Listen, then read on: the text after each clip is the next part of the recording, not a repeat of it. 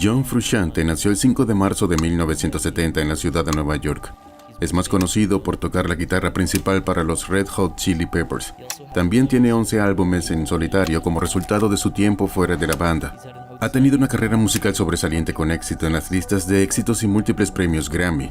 A pesar de su éxito, no se atribuye el mérito de su talento. En cambio, insiste en que la naturaleza se expresa a través de su música. Y en esta entrevista, él hace las preguntas que la mayoría de nosotros necesitamos hacer. ¿Qué no crees? ¿Y qué crees? Creo que la fuerza que nos creó se está expresando a través de nuestra existencia.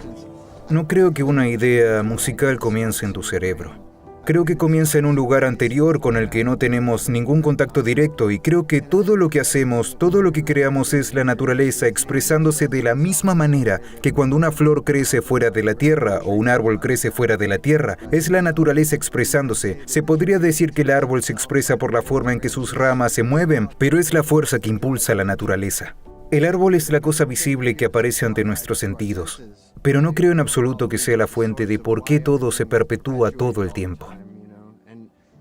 La música es una cosa inefable, de la que no creo que las palabras puedan realmente hacer algún bien. Para darnos una verdadera comprensión, somos capaces de hacer contacto con esa fuerza creativa del universo, o la fuente o Dios, o como quieras llamarlo. Somos capaces de conectarnos con la inteligencia de eso aprendiendo un lenguaje musical, aprendiendo un instrumento musical, aprendiendo a identificar un sonido y un sentimiento y ser capaces de aprender cómo expresar gradualmente ese sentimiento a través de un instrumento. La idea de que alguien se considere responsable de una pieza musical es ridícula. Solo estamos actuando en las leyes de la naturaleza que nos han dado las posibilidades que estamos explorando con la inteligencia que se nos ha dado. Algo así como el espectro de frecuencias de baja a alta, que está aquí, estemos aquí o no. Existe como parte de la estructura de la realidad física y nuestros cerebros están aprendiendo a interactuar con ella a través del aprendizaje de un instrumento o mediante el uso de nuestra voz de cierta manera. Pero las posibilidades se presentan de esta manera invisible y silenciosa. Solo están ahí. Las leyes de la acústica son lo que son. El espectro de frecuencias es lo que es. La escala de 12 notas a la octava era solo algo que esperaba ser descubierto, pero que ya era una posibilidad matemática. Es así con cualquier pieza de música. Creo que la gran mentira que se ha perpetuado desde que se puso en marcha la máquina de hacer estrellas de Hollywood, y así lo ha continuado el negocio de la música, es que lo responsable de un gran actor o un gran músico es que meten en la cabeza del público la idea de que es la imagen física de la persona y su nombre, lo que es importante para la creación de lo que hace. Eso no es lo que crea. Lo que crea es la imaginación y lo que hace posible que una persona esté en el lugar correcto en el momento adecuado de su vida para crear las cosas que crea. Tiene que ver con una estructura realmente compleja de la mente, el alma y el sistema nervioso.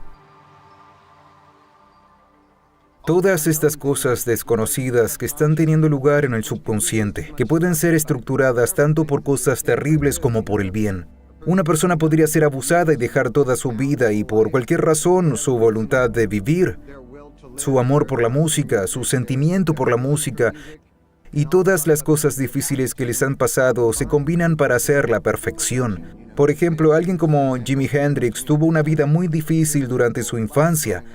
Sin embargo, eso fue exactamente lo que le convirtió en la persona capaz de hacer la hermosa música perfecta que hizo, o algún tipo de desventaja, como la sordera de Beethoven, cosas que parecen desventajas y que de algún modo en la compleja red de inteligencia del universo acaban funcionando para alcanzar la perfección. Realmente no creo que alguien lo hiciera con algún tipo de vida perfecta. Y todo esto son cosas que no se pueden explicar. Nadie entiende por qué se produce, pero no es porque Jimi Hendrix tuviera el aspecto que tenía, no es porque Jimi Hendrix bailara como bailaba o porque se llamara Jimi Hendrix. Es como si estas cosas no tuvieran sentido. Sin embargo, la forma en que el negocio ha utilizado estas herramientas mediáticas ha perpetuado esta idea de que lo importante es que él es el mejor guitarrista de la historia. y es Jimi Hendrix, y ahí está su foto. Es él, y es como si la única imagen real de él fuera su música. Lo único que deberíamos poner en un pedestal son las obras de la imaginación de alguien, y la propia imaginación debería ser atendida por las personas cuya responsabilidad es llevar la música de alguien desde ellos a un público. Es la verdadera estrella en todo el asunto. No creo que el ser humano sea la estrella, y no creo que su nombre sea la estrella. Creo que la estrella es su imaginación, y solo porque es algo que no se puede empaquetar, o porque sea algo de lo que no se puede tomar una foto, o que sea algo que no se puede medir por ser el número uno, o porque haya vendido tal cantidad, o tanta gente le guste, o tanta gente venga a verlo. No hay forma de cuantificar la imaginación, y no hay forma de venderlo directamente. Tocando en espectáculos masivos frente a miles de fanáticos gritando, Frusciante todavía puede mantener una mente tranquila y no pensar en cómo lo percibe el público. Como resume en esta simple cita, no estoy interesado en cumplir con las expectativas de las personas y no estoy interesado en complacerlas. Cuando estás en el escenario, haces que parezca fácil. ¿Qué tipo de cosas pasan por tu mente cuando tocas la guitarra? Nada, la idea es apagar tu mente. La música viene a través de ti cuando no estás pensando y cuando aprendes a rendirte a la corriente de la música. No se trata de pensar nada o planificar nada, simplemente aprendes a cerrar tu mente gradualmente a través de los años de práctica. Y puedes hacerlo cuando millones de personas te ven y tú estás en la televisión mundial. ¿Piensas en estas cosas? El truco está en no pensar en ello desde su punto de vista, porque solo puedes experimentar algo desde tu propio punto de vista como persona individual.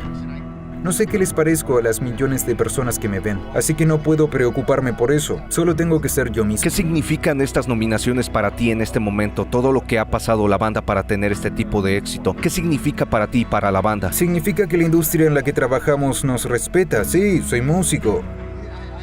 Pienso en la música. Pienso en libros. No me pierdo demasiado en cómo me ve el mundo. No es tan importante. Como he dicho, solo tengo que preocuparme por mí mismo. Soy una persona con muchos problemas y muchas cosas que disfrutar en mi vida y muchas oportunidades para celebrar la alegría de existir. Ser reconocido, como he dicho, por la sociedad y por los Grammy es un honor. Me lo tomo como lo que es. No significa que haya alcanzado la cima de mi valor artístico. Puede que no se me reconozca en absoluto cuando haya alcanzado esa cima. Las dos cosas no están necesariamente correlacionadas. Después de años de adicción a las drogas, John habla sobre los efectos negativos que el uso de drogas tiene en la vida y en la creatividad. Se empeña en experimentar sentimientos más ricos sin drogas, teniendo un impacto positivo no solo en su propia vida, sino también en la vida de las personas que lo rodean. Creo que las personas que han hecho cosas buenas con las drogas podrían haber hecho cosas buenas sin ellas, y creo que también habrían tenido la ventaja adicional de que su vida no se habría venido abajo. Cada vez que las vidas de las personas se desmoronan, a veces sucede gradualmente, a veces sucede rápidamente, pero siempre sucede, y creo que es una tontería.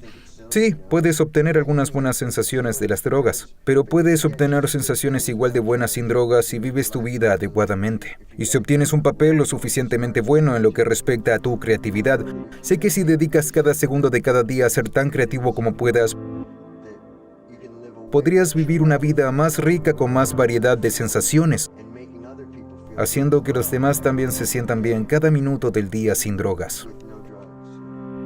Y con las drogas, si dejas que sigan su curso, no harás que nadie se sienta bien. Estarás haciendo que todos tus amigos se sientan fatal y también te sentirás fatal contigo mismo, porque dejarás de ser capaz de ser creativo en un determinado momento y tendrás que luchar constantemente para mantenerte alejado de ellas.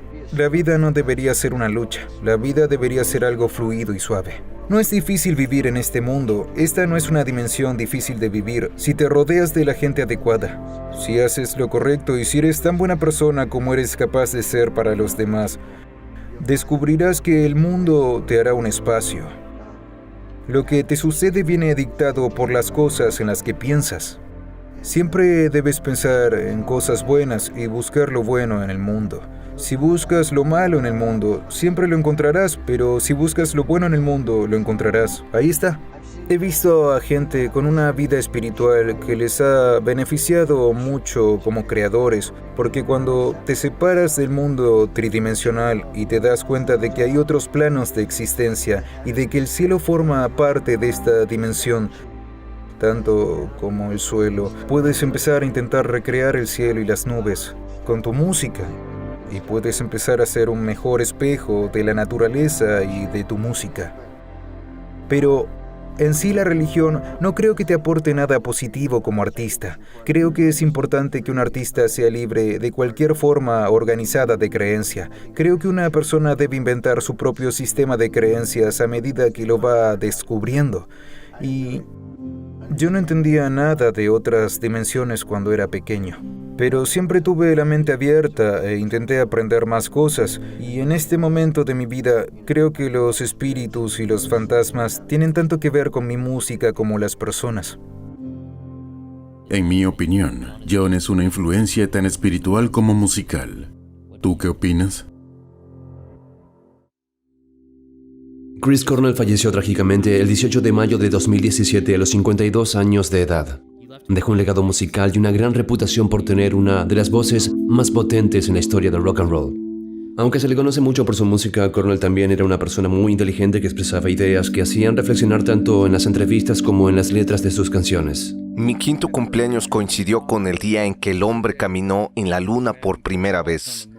Eso se convirtió en parte de la vida normal, algo como que vaya, así es el mundo real, así es la vida, así es como se vive, cosas así suceden y luego un hombre va a la luna y suceden estas cosas geniales. De alguna manera nos las arreglamos para invertir una cantidad enorme de recursos y energía en cosas inútiles que no tienen ningún significado, como seguir a los famosos que son famosos por solo el hecho de serlo y comprar las revistas en las que aparecen, pasar horas del día pensando en quiénes son, qué hacen, qué ropa usan, qué canciones escuchan, a quién le importa, y por la misma razón seguimos participando en un sistema que ecológicamente está destruyendo todo poco a poco. Todo el mundo puede decir que todos lo sabemos. Incluso los detractores tienen que creerlo a estas alturas, pero nada de eso está cambiando realmente. Esto es algo extraño para mí. Veo la verdad en un bebé, en las cosas sencillas, porque se las toman de una manera sencilla y están buscando un universo en algo que es muy pequeño, que es muy simple y que todos damos por sentado, algo que es mucho más importante que lo que algún idiota está usando en una alfombra roja. Para mí es algo tan simple como ese plátano de ahí, lo cual es bastante sorprendente y que parece una estupidez, pero es cierto, es sorprendente cómo ha llegado hasta aquí. Algo que siempre se me viene a la mente es el hecho de tener hijos, verlos como bebés y adoptar esa actitud engreída y de superioridad que los adultos adoptan en torno a los niños, como si ellos fueran más inteligentes, mientras que al mismo tiempo observan todas las áreas en las cuales los niños sí son en realidad mucho más inteligentes que los adultos y que los adultos realmente no lo ven. Y esa simplicidad es ese plátano que tienen allí adelante. Significa que están viviendo el momento y que están viendo todo lo que está ahí mismo. No están complicando nada, no están preocupados por cosas que son completamente innecesarias. Por lo tanto, están ahí dispuestos a ver los milagros de la vida. Tú y yo y este amable caballero que sostiene la cámara. Cuando morimos no queda nada, no hay recuerdo, ya no existimos, se apagan las luces. Eso no significa que el lugar donde estamos, lo que estamos viendo y que nuestra experiencia sea menos importante o menos sorprendente, sigue siendo igual de increíble e igual de milagrosa. Es agradable pensar en la idea de la espiritualidad, la idea de un espíritu incorpóreo y la idea de algo que sucede fuera de esto. Es estupendo si está ahí, pero no tiene por qué estarlo, sobre lo milagroso que es el mundo que nos rodea y lo que está pasando ahora mismo. Chris dijo una vez: no soy un escritor de letras para hacer declaraciones. Lo que me gusta es crear pinturas con letras, crear imágenes coloridas. Creo que así es como debería ser el entretenimiento y la música. Esta cita es una gran representación de muchas letras de Chris Cornell. Una de las canciones que me ofrece una imagen vívida es Like a Stone de Audioslave. La primera estrofa de la canción dice: me perdí en las páginas de un libro lleno de muerte, leyendo cómo moriremos solos y si somos buenos, descansaremos donde querramos. A lo largo de la historia, al menos de la historia documentada de los seres humanos, miles de millones de personas han nacido y han fallecido. Ha habido genios de todas las culturas y de todas las partes del mundo que han vivido y nadie, ni una sola vez, ha sido capaz de llegar a una prueba sustancial sobre lo que nos pasa después de que nuestros cuerpos mueren.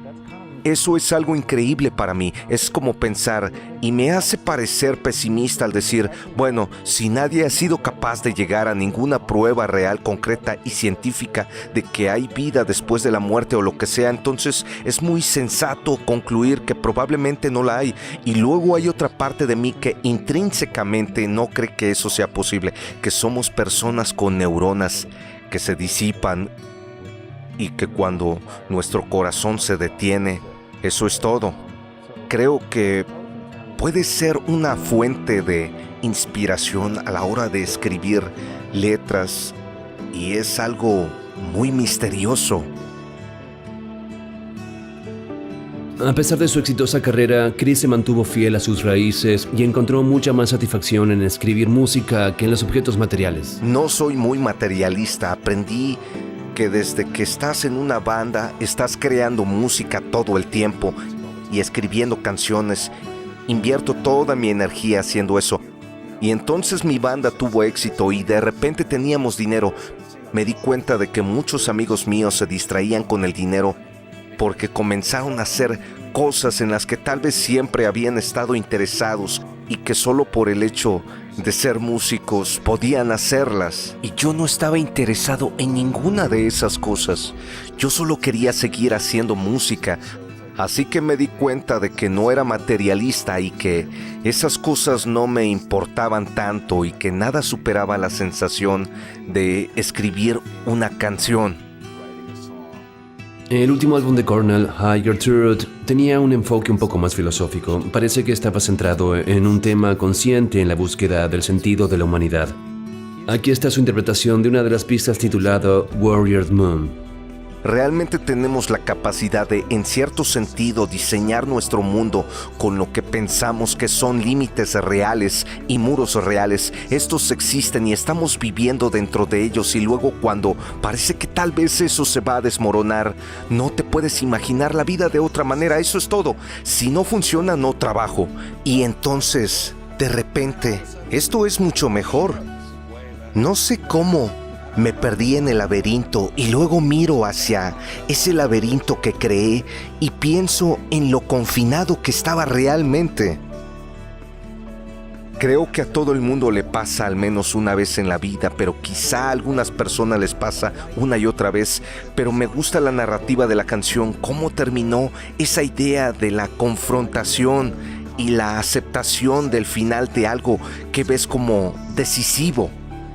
Tú, de manera personal, lo eres todo, y en el momento en que eso se disipa, que se esfuma, nunca es el momento dramático que creemos que es.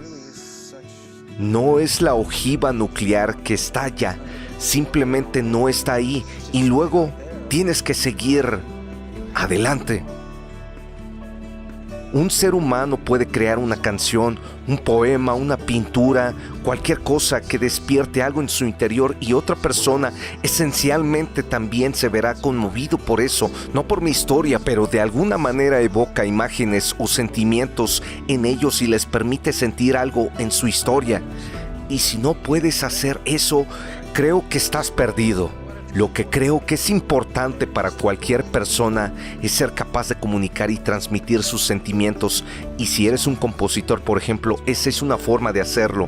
Saber que te estás comunicando es muy satisfactorio porque nunca se sabe. Ya he estado en esa situación en la que sentía que una canción funcionaba de una manera que creía que se comunicaría fácilmente y luego, después de un tiempo, me di cuenta de que realmente no funcionaba así, no lo hacía y entonces me preguntaba ¿por qué? ¿En qué me he equivocado? Esa es la parte que creo que es un reto para la música. Descansa en paz, Chris. Tú y tu música serán recordados para siempre. Sir Paul McCartney es considerado uno de los artistas más influyentes del siglo XX. Es famoso por ser uno de los principales compositores de los Beatles. No solo los Beatles tuvieron un profundo impacto en la música de los años 60. Su influencia cultural fue innegable, desde pioneros del rock hasta defensores de la contracultura. Me pregunto qué piensa Paul sobre el significado de los Beatles. ¿Cuál crees que es el significado que identifica a los Beatles? Si es que hay algún significado. Solo necesitas amor. Después de los 60 parecería un poco estúpido, solo necesitas amor. ¿Sabes qué más necesitas? Necesitamos armas y necesitamos defensa o lo que sea, es cierto. Pero sigue volviendo esta idea de que las personas en este planeta necesitan amor. Siempre le digo a la gente, podríamos haber tenido un mensaje realmente satánico y con el poder que teníamos, podríamos haber hecho una gran diferencia de otra manera. Pero siempre elegimos no hacerlo. Ninguno estaba interesado en eso. Pensábamos que solo necesitas amor. Punto. Al final, el amor... Creo en él. Creo que la idea se tambalea de vez en cuando porque es un mundo violento y se necesitan otras cosas, pero sigo pensando que ese es el mensaje. Solo necesitas amor parecería contradictorio después de que Michael Jackson comprara los derechos de su catálogo. Michael Jackson ahora tiene los derechos de todas las canciones de los Beatles. ¿Cuánto te molestó cuando Revolution se utilizó para vender zapatillas Nike y otras cosas? Mucho.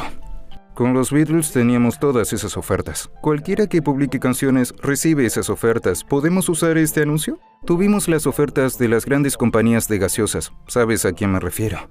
Enormes ofertas para usar una canción de los Beatles, pero siempre las rechazamos porque creíamos que devaluaría todo esto. Seríamos vistos como vendidos, lo cual no queríamos. Sentíamos que nuestros fans creían en nosotros y que les debíamos algún tipo de integridad. Hablamos con ellos, sabíamos lo que pensaban de nosotros. Así que algo como Revolution significaba más que un par de zapatillas.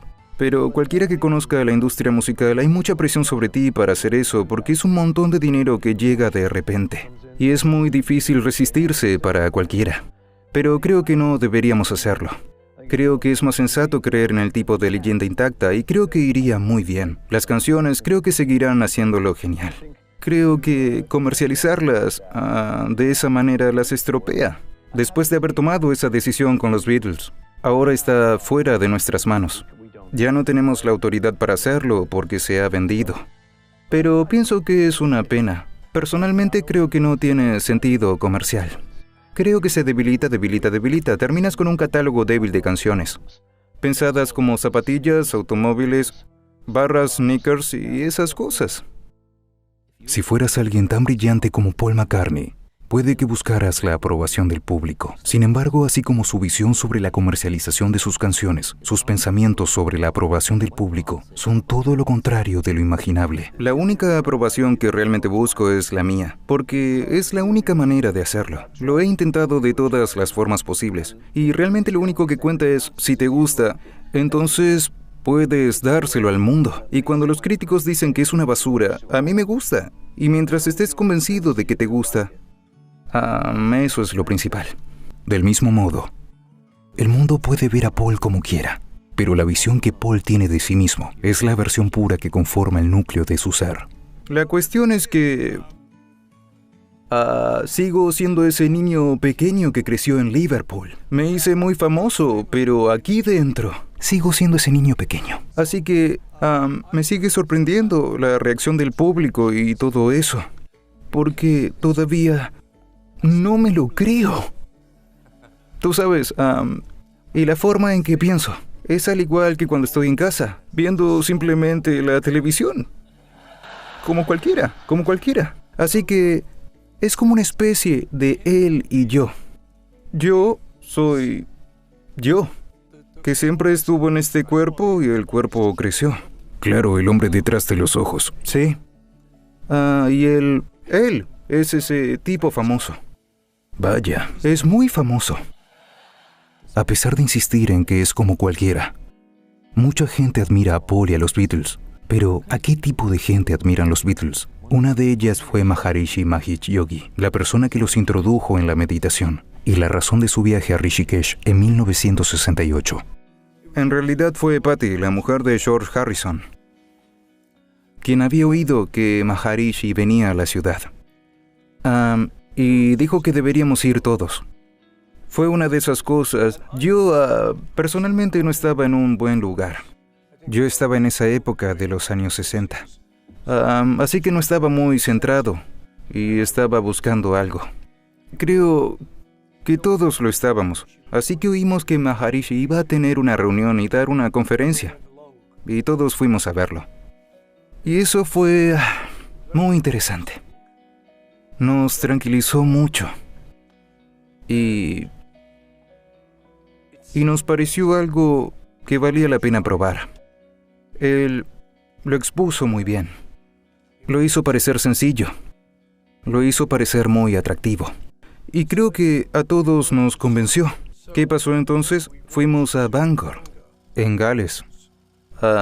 Y asistimos a un pequeño seminario allí. Y finalmente fuimos a Rishikesh con él. Sí, lo cual era mejor. Era genial, era muy directo, muy simple. Despertabas e ibas a desayunar por la mañana. Un desayuno ligero. Sociabilizabas un poco con los otros miembros y los conocías. Y luego volvías a tu meditación matutina, a tu habitación. Teníamos pequeños chalets. Cada uno de nosotros tenía pequeñas habitaciones, que eran muy simples pero adecuadas. Te sentabas y meditabas. Luego era el almuerzo. Y de nuevo, sociabilizabas, charlabas y esas cosas. Luego meditabas por las tardes. A veces Maharishi tenía una reunión de vez en cuando contigo. Y podías hablar con él sobre tus experiencias. Y él te ayudaba, te guiaba. Por la noche había una sesión de preguntas y respuestas, que era un poco más formal, era en una sala. Y todos estábamos allí, todos los estudiantes. Y Maharishi venía y hablaban. Y luego él respondía a las preguntas. Él escuchaba las experiencias de la gente. Y ese era el tipo de cosas que sucedían cada día. Pero sí, hubo algunos momentos muy gratos. Yo recuerdo uno en particular cuando había estado meditando por un rato y había llegado a un lugar realmente bueno. Y recuerdo que la sensación era que yo era una pluma. Sentí que era una pluma flotando sobre un tubo de aire caliente. Era una sensación muy agradable y lo recuerdo vívidamente. Se lo conté a Maharishi y se rió. Sí, esto es bueno. La meditación es algo que surge de la nada, al igual que escribir una canción. Aquí Paul explica su forma de componer música. Sí, si piensas o vas a escribir una canción, que tal vez tengo algo de tiempo y estoy sentado por ahí, estoy harto de ver la tele, creo que podría hacerlo. Así que cojo mi guitarra. Y soy muy consciente del hecho de que no hay nada allí. No tengo ni idea de lo que voy a hacer, es un agujero negro. Pero entonces empiezo a pensar y tengo una pequeña idea. Digo, eso está bien. Y sigues el camino. Y al final de tal vez 2 o 3 horas, de repente lo tienes esta canción. Así que ahora, en lugar de un agujero negro, puedes ir y tocar esa canción a la gente. Presentar este pequeño descubrimiento. Mira lo que acabo de hacer. Y es algo grande ser capaz de hacerlo. Es algo mágico. A los 80 años, sigue escribiendo canciones hoy en día. Para la mayoría, puede parecer una cantidad de trabajo duro, pero Paul tiene una perspectiva diferente. Sí, yo le digo a la gente cuando dicen trabajas duro, yo digo, bueno, no trabajes en la música, la tocamos. Y aunque pueda sonar un poco simplista, para mí es verdad. Para mí sería un hobby si no lo hiciera profesionalmente. Es algo que me encanta. Es porque, sabes, estás creando esto del agujero negro. Y es muy satisfactorio. Así que me encanta hacer eso. Así que sigo y sigo. Quiero decir, siempre tengo una canción en marcha. Tengo unas cuantas en marcha en este momento. Solo porque me gusta todo el rompecabezas. Vamos a tratar de hacer que esta canción funcione. ¿Es lo suficientemente interesante? ¿Lo dice de una manera suficientemente buena? Tal vez debería cambiar esa línea. Es algo muy interesante para mí. Y luego, cuando sientes que lo has conseguido, está bien. Así está bien. Es muy satisfactorio. No puedo verme a mí mismo sin crear. Así que sí, hay mucho trabajo o mucho juego. Puede sonar como algo elevado de decir, pero básicamente, ¿qué estamos haciendo en este planeta? Creo que a través de la experiencia Beatle que habíamos tenido, hemos crecido tantos años en un corto periodo de tiempo. Había experimentado tantas cosas y conocido a tanta gente, pero me di cuenta de que ya no había nada que me entusiasmara. Creo que la fama es algo bueno en cuanto a que te da más experiencia, o al menos más experiencia, pero luego está lo que haces con eso, o lo que eso descubre. Creo que para mí, como digo, me doy cuenta de que solo quiero más. No es esto, no es esto. La fama no es el objetivo. El dinero, aunque es bueno tenerlo, puede comprarte un poco de libertad e irte a las Bahamas cuando quieras. Pero no es la respuesta. Y la respuesta es cómo conseguir paz mental y cómo ser feliz. Eso es realmente para lo que se supone que estamos aquí. Lo difícil es que todos pasamos por nuestras vidas y por nuestros días y no experimentamos la dicha. Experimentarla es algo muy sutil y saber cómo hacerlo es algo con lo que no se tropieza. Tienes que buscarlo. ¿Has sentido la dicha en el escenario o en el estudio? ¿De algún modo la música te ha puesto en contacto con esa dicha? Bueno, a veces teníamos felicidad, pero no la dicha a la que me refiero, en la que cada átomo de tu cuerpo vibra porque, de nuevo, está más allá de la mente. Es cuando no hay pensamiento involucrado. Es bastante complicado llegar a ese estado, porque significa controlar la mente y ser capaz de trascender los estados relativos de conciencia. Despertar, dormir, soñar, que es todo lo que realmente conocemos, pero hay otro estado que va más allá de todo eso, y es en este estado. Ahí es donde está la dicha y el conocimiento disponible. Me confundo cuando miro el mundo y veo que todo el mundo está corriendo de un lado para otro. Como dijo Bob Dylan, el que no está ocupado naciendo está ocupado muriendo, y sin embargo nadie está tratando de averiguar cuál es la causa de la muerte. ¿Y qué pasa cuando mueres? Para mí eso es lo único realmente importante. El resto es secundario. ¿Crees que los músicos pop tienen miedo de tratar temas tan importantes o simplemente no se les ocurre o piensan, oh, esto no es comercial? ¿Quién quiere hablar de la vida No misma? sé lo que piensan los demás. Con el paso de los años, parece que cada vez me encuentro más al margen de este tipo de cosas. Quiero decir, incluso amigos cercanos quizás no quieran hablar de ello porque no lo entienden, pero creo en lo que leí hace años, que creo que estaba en la Biblia, decía, llama y se te abrirá la puerta. Y es verdad, si quieres saber algo en esta vida, solo tienes que llamar a la puerta, ya sea físicamente en la puerta de otra persona, y hacerle una pregunta, o lo que estaba buscando encontrar es la meditación. Todo está dentro, porque si lo piensas, no hay nada en toda la creación que sea perfecto.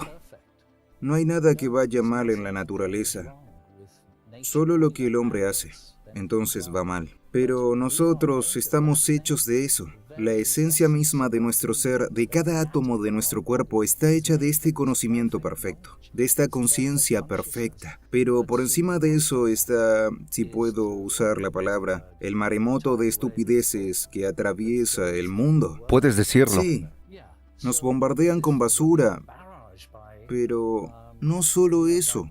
La forma en que el mundo está estructurado, la forma en que la creación está estructurada, tenemos la dualidad que dice sí, no, bueno, malo, pérdida, ganancia, nacer, morir. Y es este círculo en el que te quedas atrapado.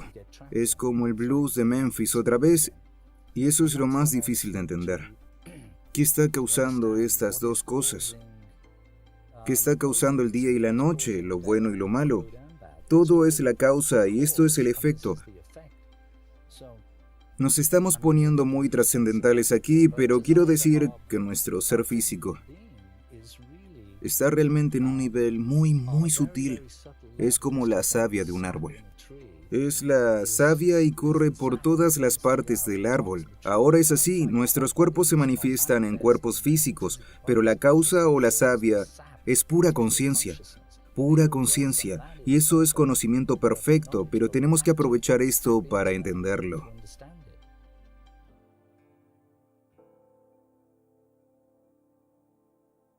En Inglaterra siempre hay, por lo que a mí respecta, izquierda, centro y derecha. En realidad son todos iguales. Son todos colores diferentes de la misma tonalidad.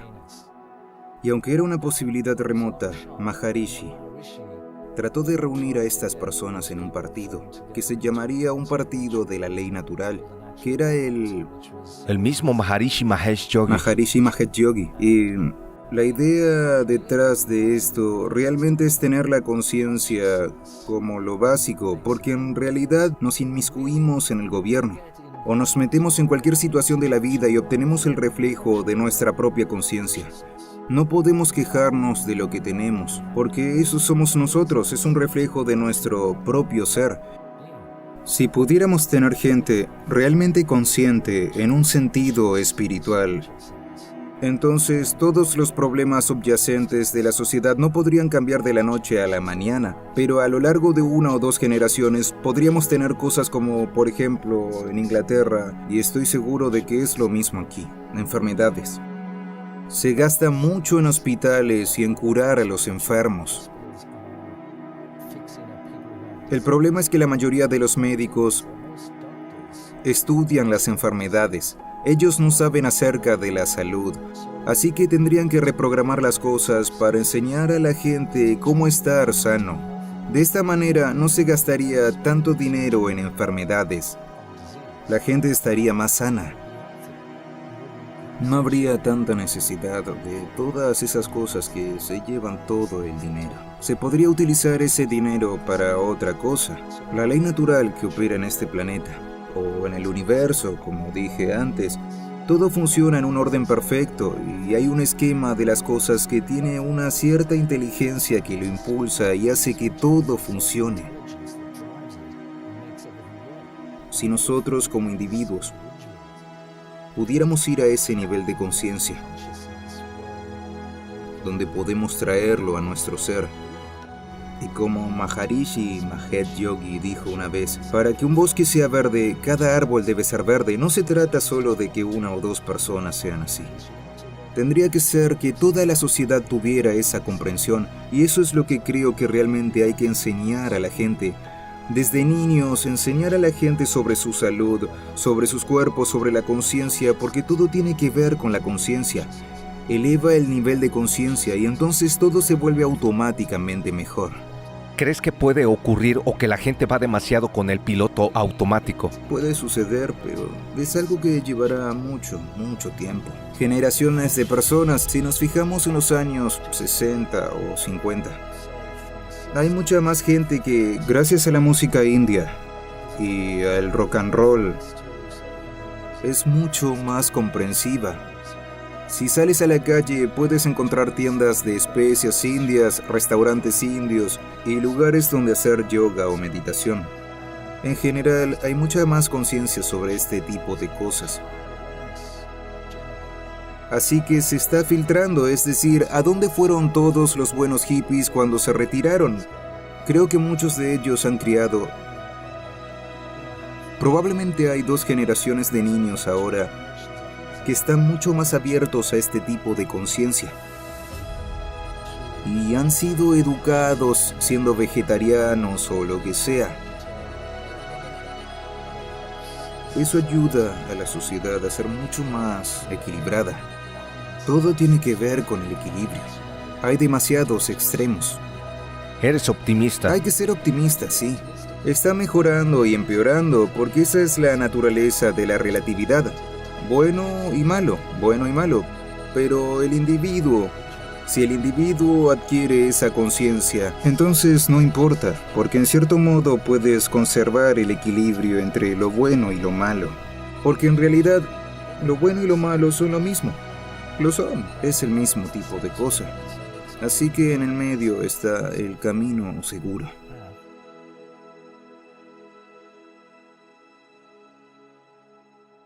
Fue curioso que de repente dijera, la religión se acabó.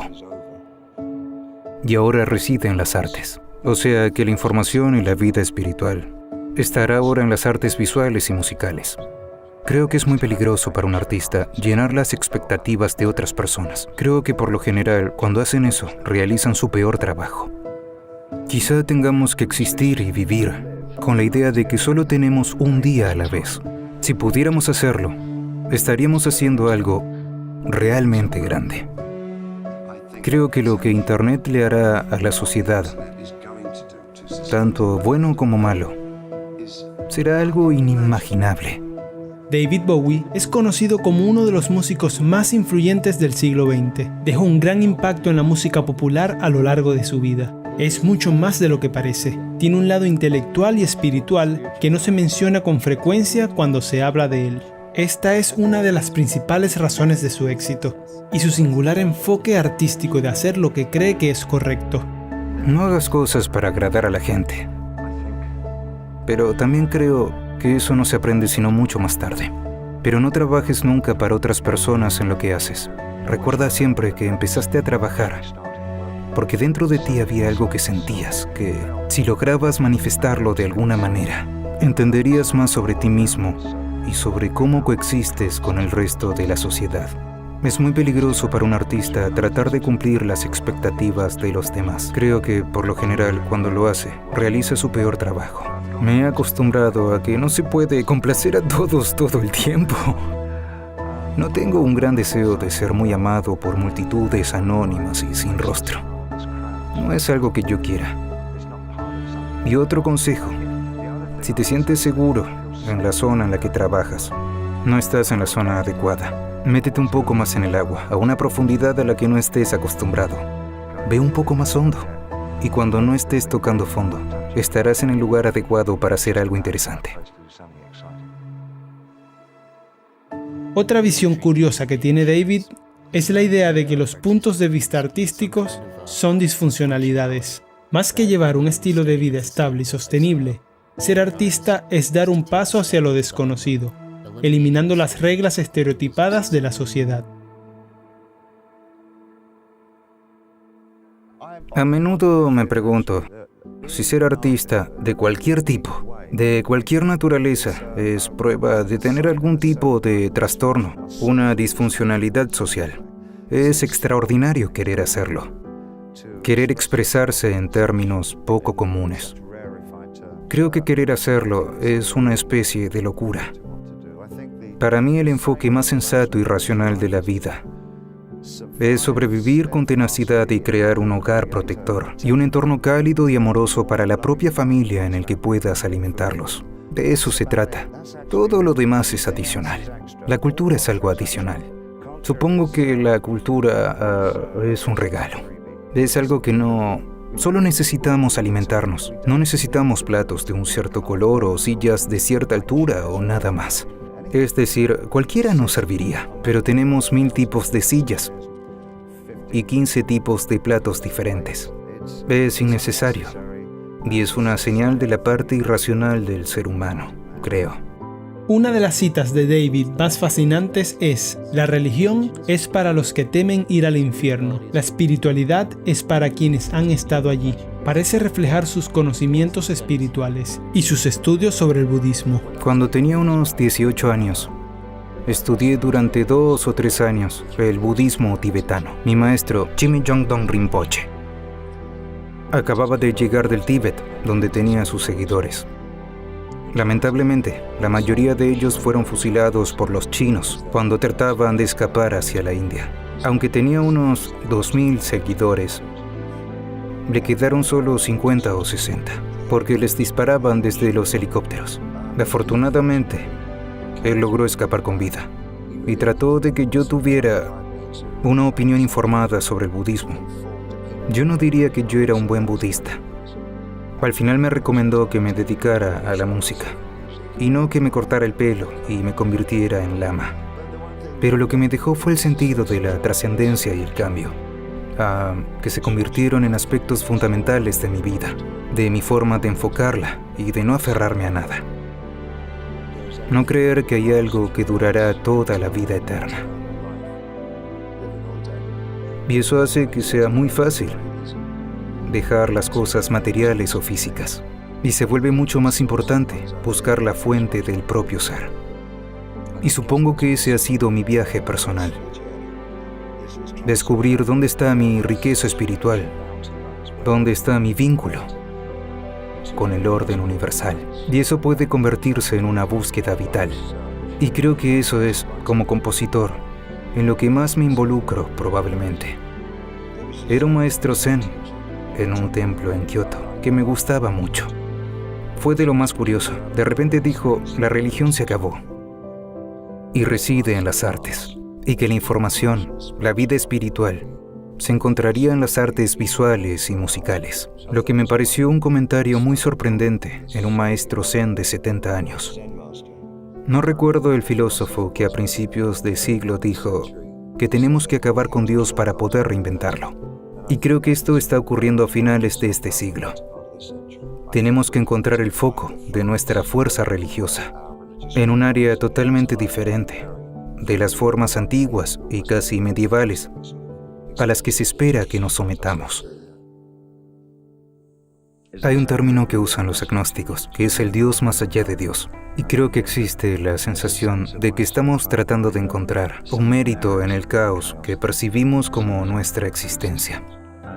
Y para alguien como yo, que viene de una educación judeocristiana, hay algo que tiene que ver con la idea de tener un Dios que es un juez, un padre y un árbitro de la moral y de lo que sea. Parece demasiado simbólico, demasiado simple. Y creo que la idea que tenían los primeros agnósticos es que hay algo profundo, la profundidad del Dios más allá de Dios. Hay algo más allá que no se puede llamar una entidad singular, que lo impregna todo. Y sigo creyendo que esa es tal vez una de las mayores búsquedas que he hecho en mi vida. No estoy seguro de cuánto me he acercado, pero sé que es algo que nos pasa a la mayoría de los que nos dedicamos a las artes, a escribir o a expresarnos. Cuando uno se expresa, también intenta expresar su existencia. Así que está todo englobado en lo mismo.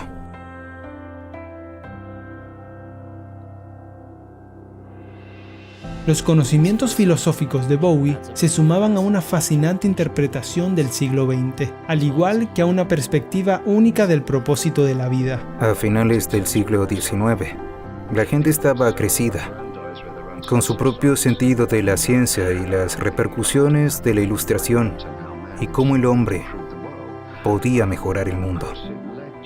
Esto llevó a Nietzsche a decir Dios ha muerto, y al descubrimiento de Einstein de que el tiempo y el espacio no eran lo que creíamos, y a Freud a explicar que había otro tipo de ser humano en nuestro interior, la persona.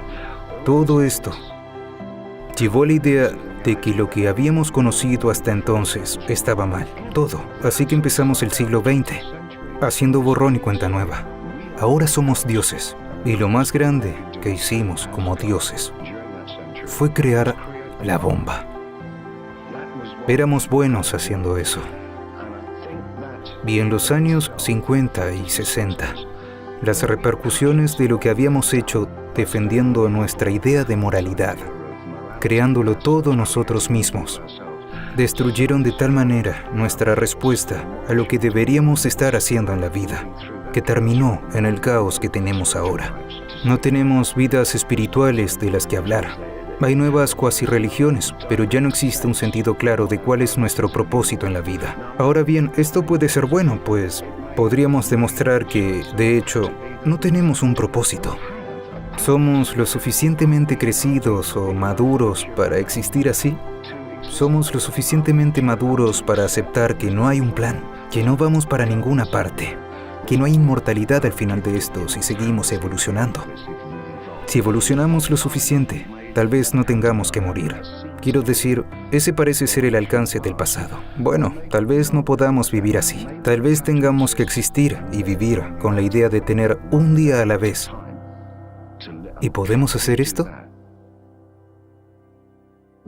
Porque si podemos hacerlo, podríamos estar contribuyendo a algo grande. En 1999, David hizo una predicción muy acertada sobre el impacto de Internet en la sociedad y la cultura popular, tanto positivo como negativo. Hasta al menos mediados de los 70. Teníamos la sensación de que seguíamos viviendo en una sociedad única y absolutamente establecida, donde había verdades y mentiras conocidas, y no había dualidad ni pluralismo sobre las cosas en las que creíamos. Eso empezó a desmoronarse rápidamente en los años 70. Y la idea de una dualidad en la forma en que vivimos. Siempre hay 2, 3, 4, 5 caras para cada tema. Y la singularidad desapareció. Y creo que eso ha producido un medio como Internet, que sin duda establece y muestra que vivimos en una fragmentación total.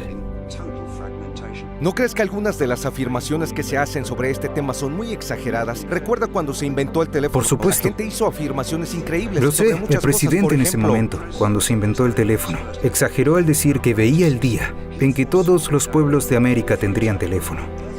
¿Cómo se atrevió a afirmar eso? Una absoluta tontería. Ahora bien, no estoy de acuerdo. Creo en Internet. Creo que no hemos visto siquiera la punta del iceberg. Creo que lo que puede hacer Internet a la sociedad, tanto bueno como malo, es inimaginable. Creo que estamos realmente montados en algo estimulante y aterrador. no es más que una herramienta. No lo es. Es una forma de vida alienígena.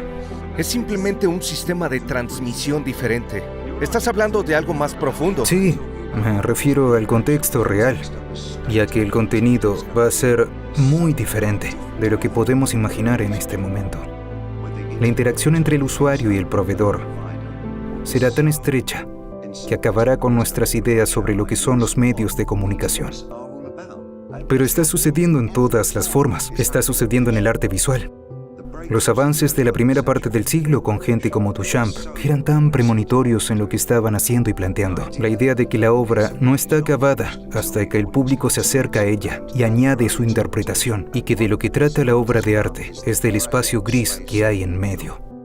Ese espacio gris en el medio es de lo que va a tratar el siglo XXI. Descansa en paz, David.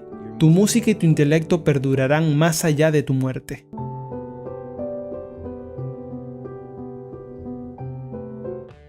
Ringo Starr es uno de los últimos miembros del emblemático grupo de rock The Beatles. A lo largo de su vida dejó una huella evidente en la escena musical, pero su sentido de la espiritualidad tampoco es un secreto para nadie. Mucha gente se plantea la siguiente pregunta: ¿qué es Dios? Se considera una de las preguntas más complicadas a las que uno podría responder en la vida, aunque Ringo es capaz de explicarlo de la forma más sencilla y profunda posible. Pero esa es solo mi opinión. Escúchalo en palabras de Ringo y decide si concuerdas con su definición. Te voy a hacer una pregunta, Ringo. ¿Qué es Dios?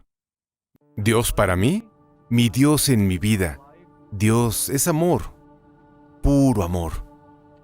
El amor es un poder increíble.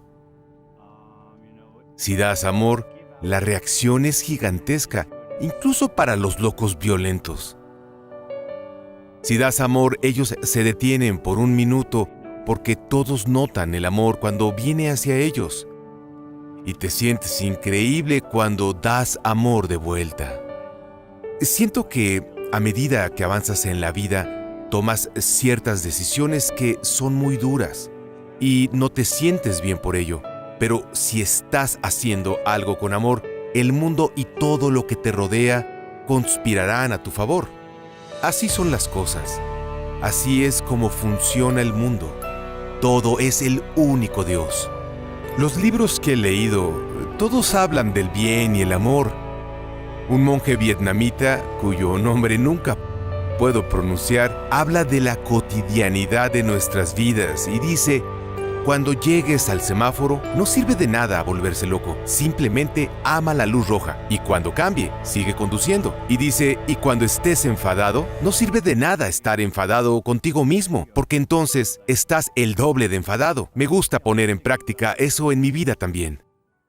Es complicado, porque hay un montón de religiones que creen que su Dios es más grande, o un montón de gente... Sí, pero es la gente, no es Dios. Esto es lo que dice la religión y la gente que está en esa religión. Yo no soy religioso. Hago todo lo posible a diario para tener una vida espiritual, pero creo que todos quieren que su religión sea universal. Y no es así. Como todas las comunidades nativas que fueron exterminadas hace mucho tiempo en nombre de la religión. Dejemos vivir. Los indígenas americanos no podían entender el concepto de comprar tierras. ¿Qué quieres decir con que quieres la tierra? Es de todos nosotros, y el mundo es de todos nosotros. Somos uno. Ahora, siento que tuve momentos espirituales de niño, y siento que también los tuve de adolescente. Solo un segundo. Hay cosas que recuerdo de esta emoción. Y como sabes, fuimos a la India y conocimos a Maharishi. Lo intentamos y exploramos eso. Y desde entonces, solo estamos mirando, buscando, esperando, llorando y riendo. Escuché a Carl Jung, un tipo genial, y le preguntaron, ¿todavía crees en Dios? Y él dijo, no, dice, lo conozco. I don't need to believe. I know.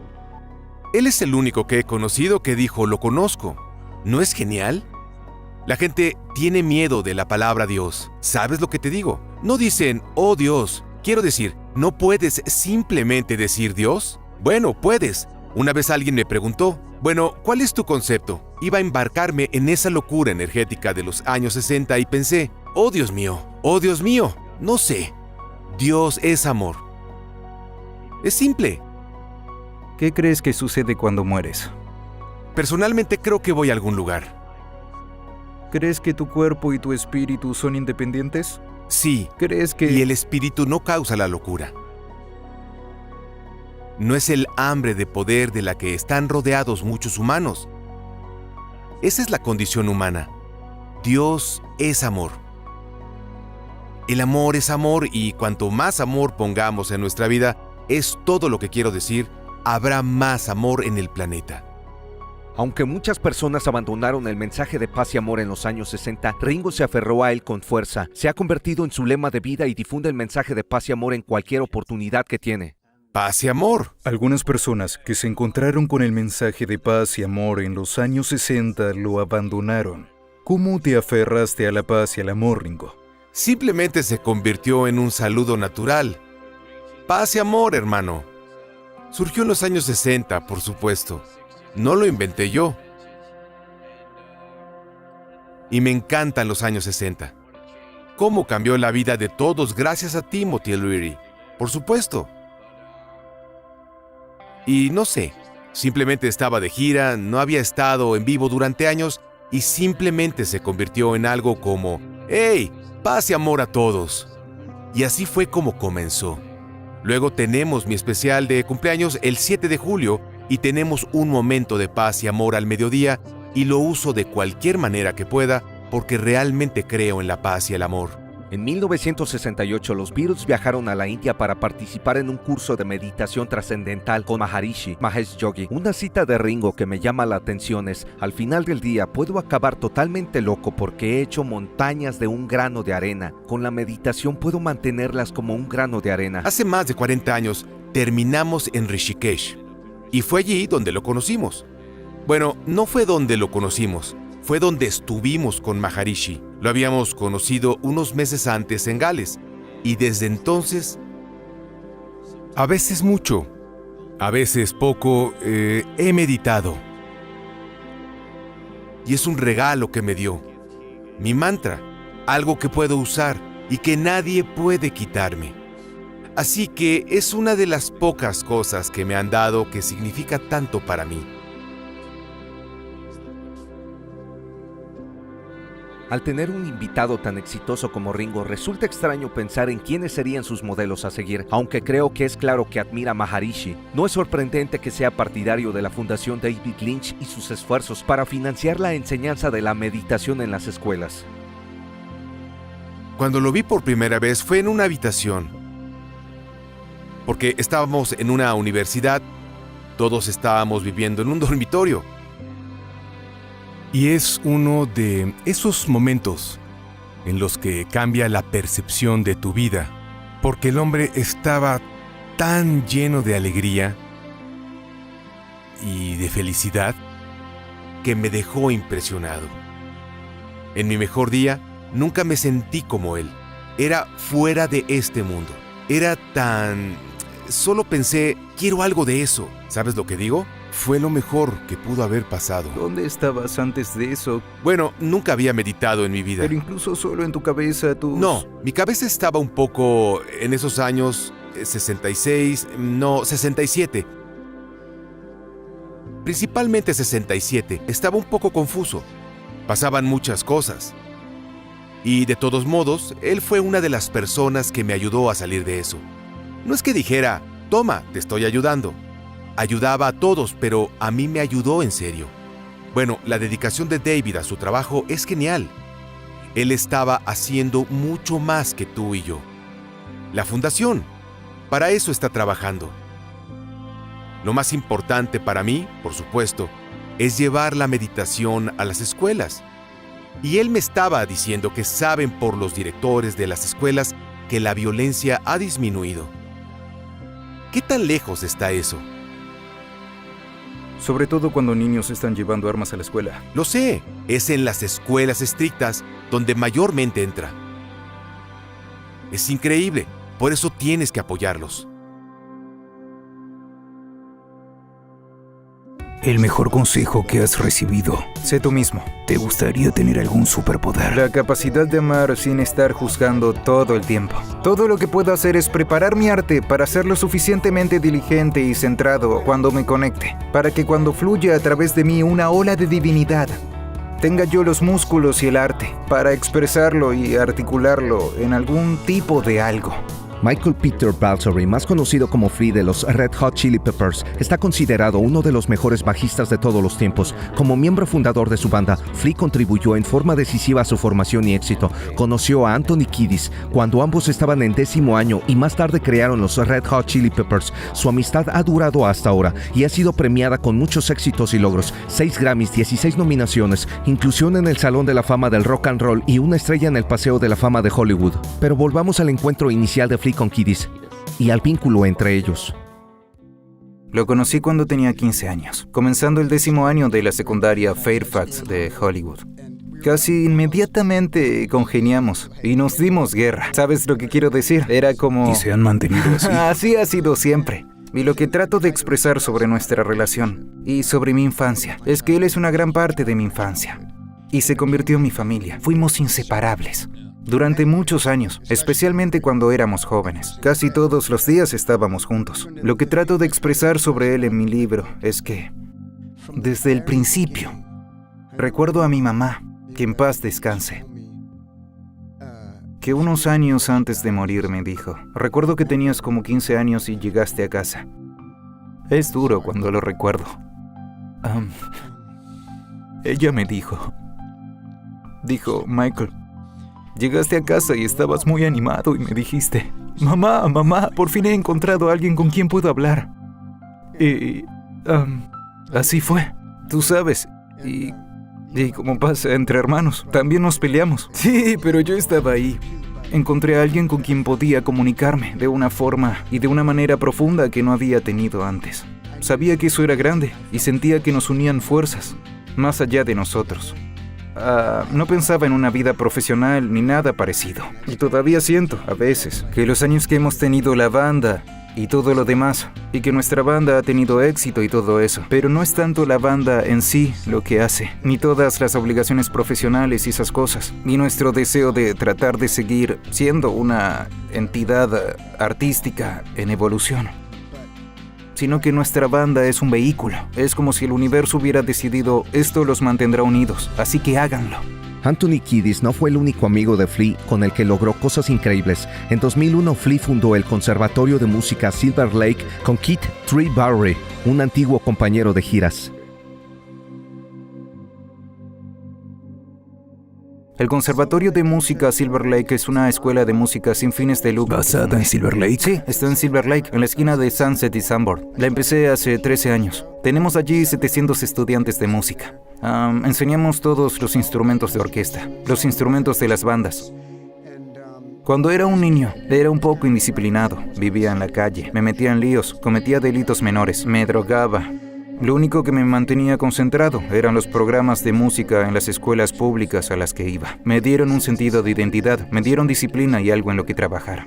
Y después de graduarme en la escuela secundaria en 1980, la Proposición 13 de Reagan acabó con el financiamiento de las artes en las escuelas públicas de Los Ángeles. Terrible, y nunca se han recuperado. Y yo volví hace unos 15 años a mi escuela Fairfax para hablar con los estudiantes de música sobre iniciar una carrera musical. Y me sorprendió cuando entré ver que no tenían instrumentos, no tenían orquesta, tenían un profesor voluntario, un radiocassette, escuchaban música y hablaban sobre ella. Cuando yo estaba allí tocaba en una gran orquesta y tocaba el instrumento que quisiera. Era increíble, así que me prometí hacer algo para llenar ese vacío en la educación musical. Porque sé que hay muchos niños como yo a los que esto les cambiaría la vida. Ha sido una experiencia verdaderamente increíble tener esta escuela, Larry. Ha sido ver a estos niños. Esto significa tanto para muchos de estos niños, especialmente los que se comprometen de verdad y realmente se preocupan por ello. Es genial ver cómo crecen y florecen. ¿Otros miembros de tu banda trabajaron en la escuela? No. Aunque hemos hecho presentaciones para los niños y para recaudar fondos y eso. Algo sobre la escuela. Pues en la escuela no se trata de volverse uno famoso, ni de ser un artista. Es una escuela muy académica. Está basada en un proceso. Ni siquiera se trata de la educación musical como medio para un fin. Se trata de educar a los niños y enseñarles a enriquecer sus vidas con la música. ¿Por qué cuando hacen recortes presupuestarios en educación, las artes van primero? No lo sé, es terrible. Nosotros creemos que las 3 habilidades más importantes que deberían enseñarse en las escuelas son las 3A, artes, lo académico y atletismo, y que a todas se les debería dar igual importancia en la escuela. Y él sigue llevando el arte y el deporte en el corazón, con su asombrosa presencia escénica. No sorprende que use estas herramientas para conectar mente, espíritu y cuerpo, lo que le permite seguir vigente en el momento actual. Cuando me encuentro en un espacio creativo saludable, cuando puedo darle rienda suelta a mi creatividad, tanto si el trabajo es de alta calidad o no, estoy presente. Y cuando estoy presente, puedo estar allí para otras personas. Me refiero a la música y a todas las formas de arte. Y para mí, también el atletismo, como movimiento. Todo lo que lo haga uno, estar presente en el momento. Y vivo con toda su mente, espíritu y el cuerpo. Todo eso es para mí. Ha sido siempre una búsqueda de eso. Incluso cuando no tenía ni idea de lo que era. Cuando me drogaba. El placer que buscaba era estar presente. Y no fue hasta cuando ya mayor dejé las drogas y pasé por traumas que me hicieron enfrentar mis traumas de la infancia. Cuando supe qué estaba buscando. Simplemente no tenía que inyectarme heroína para conseguirlo. Había otras formas. Como se ha dicho, Flea ha tenido sus luchas con la adicción a las drogas. Esto reapareció cuando, luego de años de trabajo, los Chili Peppers llegaron finalmente al estrellato. El brusco cambio de estilo de vida afectó la salud mental de Flea. Le tomó tiempo y sabios consejos de una respetada amiga para superar los momentos más duros de su vida. Yo tenía unos 30 años, en 1991 o 1992, o 29 a punto de cumplir 30. Y me enfermé terriblemente. Y mi banda acababa de convertirse en algo. Luego de años durmiendo en el suelo de apartamentos de amigos, yendo a las giras en vans y todo esto. Y de repente llegó lo que queríamos. el dinero, el reconocimiento, ustedes son tan grandes. Y me enfermé tanto que no mejoraba. Y así estuve 2 años. Mi sistema inmunológico se vino abajo. Lo que creía que me hacía grande, como rockear toda la noche, drogarme, jugar baloncesto todo el día, ser un tipo divertido, emborracharme, ser ese tipo, no tenía nada de esto. Todo lo que yo creía que era había desaparecido, y eso fue muy traumático. Fue como si el universo me obligara a quedarme quieto y a lidiar conmigo mismo. Todo se vino abajo, me detuve, cancelé todo, me fui a casa. Lloraba todo el tiempo, estaba deprimido. Me sentía miserable y así pasé 1 año. Empecé a ir a médicos, a ensayar esto, a meditar, ¿sabes? Algo así como ayúdeme, señor mago. Y sabía que ya no podía seguir drogándome, ya no podía hacerlo. Pero no fue sino cuando vino una mujer a quien yo realmente respetaba y me dijo, ¿cómo estás? Yo le dije, terriblemente miserable, muy triste todos los días. Y ella me dijo, buen Flea, hasta que no te arrodilles y des gracias por lo que tienes, nada va a cambiar. Y eso fue lo que hice. Muy humildemente, pero literalmente fue como si en ese momento todo cambiaría en mi vida. Fue un momento decisivo. Desde entonces, él ha explotado de nuevo la escena musical, creando numerosas obras maestras desde Give It Away hasta Under the Bridge, algo que todos podemos disfrutar. Flea tiene tanto talento y tanta práctica que parece que tocara sin esfuerzo, y aún así, él habla de frustraciones creativas con las que sigue luchando hasta hoy. Cada esfuerzo creativo lo hago con temor, creyendo que no soy lo suficientemente bueno, en un estado de anhelo y de tratar al sentimiento al que quiero llegar, de querer conectarme. Es decir, tengo mis momentos. Tengo momentos cuando estoy ido, como cuando toco en vivo y estoy absolutamente ido. Yo lo sé, algo como ¿dónde estaba en ese momento? Yo era solo un canal, tú sabes. Escuchas a los grandes actores hablar sobre actuación. Ellos tratan de perderse en el momento, de aislarse, de dejar a un lado el verdadero yo cuando están siendo otra persona. Yo también tengo momentos de mucha ansiedad cuando grabo, porque estoy siempre buscando, anhelando tanto perderme, más allá del pensamiento, sintiendo como una luz que pasa a través de mí. Y si no puedo llegar allí, sé que estoy sentado aquí, pensando en eso. Bueno, tal vez mi esposa bailaría si toco esto, así que esto tiene que ser bueno para que ella y todas sus amigas lo bailen. Pero inclusive también me enojo conmigo mismo pensando, estoy distraído y ¿cómo que entro en un buen ritmo por 1 minuto? Y lo que pienso es no, estoy pensando y empiezo a entrar en pánico, porque se supone que no debo estar pensando sino dejarme llevar. Siempre tengo este conflicto. Pero Rick me hizo esta comparación una vez. Rick Rubin, diciéndome que era como cualquier otro trabajo. Me dijo, Flea, imagina que estás pescando. No siempre vas a sacar algo. Lanzas lo tuyo, eres paciente y te quedas allí pescando. A veces un pez gigantesco saca la cabeza de lo más profundo y sucede. A veces estás allí todo el día y solo consigues una quemadura de sol. Y esa analogía me pareció que era lo que me pasaba a mí. Y creo que puede decirse que cuando es capaz de despejar su mente y no pensar, realmente expresa algo mágico. Pero, ¿qué quiere Flea que se lleve el público de esta expresión? Todo lo que quiero es que el trabajo sea un vehículo de conexión, de unir a la gente, que genere amor y empatía. Y que sea maravilloso para la gente, que se pierdan, se alegren y se identifiquen. Supongo que, déjame resumirlo, quiero que cualquier arte que yo haga sirva para que la gente se sienta menos sola. Eso es todo.